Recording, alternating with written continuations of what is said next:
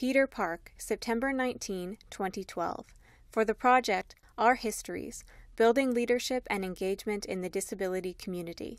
Lessons learned from Toronto's disability leaders. Peter Park is sitting in a chair.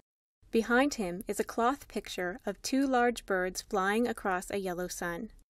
A glass of water sits on the table to his right. I tried to leave the institution many times, and many times I was brought back and put in what we called D ward, or detention. And there the walls are bare, the floor is bare, you're bare.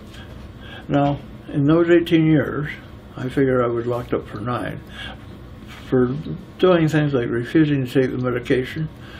Dad, whom I mentioned, was a pharmacist. He gave me a CPS before I went into the institution. Now, back then, the CPS was only about maybe an inch thick. Now it's about 3 inches thick. What is a CPS? Canadian Pharmaceutical. Well, it's a journal that tells you the side effects of all of the medications. Okay, so it's kind of like a book. Yeah. Okay. It's a big thing, a big blue. Doctors have them. And, yes, I've seen them before now, I know. Okay. So on and so forth. Anyhow, while I was in that institution, in 1977, Dad passed on.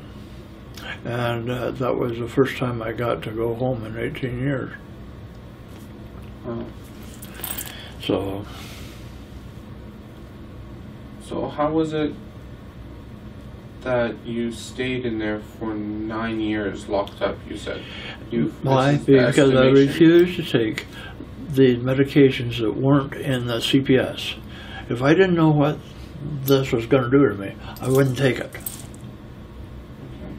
Like, I knew the side effects of, for instance, Dilantin was in there, okay. Phenobarbital was in there, fine. I knew those two, some of the others, but they try and give you some of these drugs that you couldn't get in Shoppers Drug Mart. We knew we were being used as human guinea pigs just to try out these new drugs.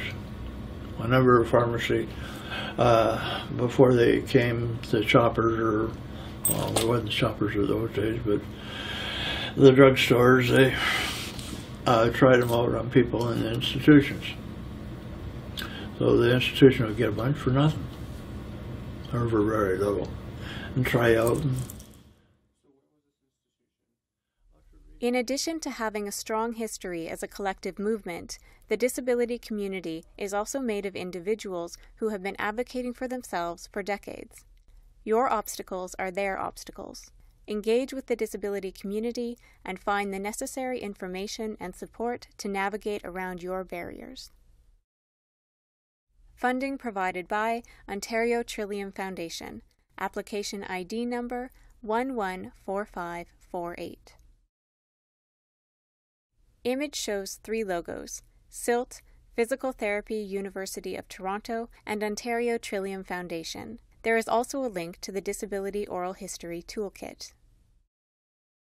Credits: Karen Yoshida, Co-Principal Investigator; Sandra Carpenter, Co-Principal Investigator; Fadi Shanuda, Project Coordinator; Peter Park, Interviewee; Carolina Vellis, Video Editor; Chelsea Jones, Audio Describer; Ronald Dans, Deaf Interpreter; Gloria Brifolio, ASL English Interpreter.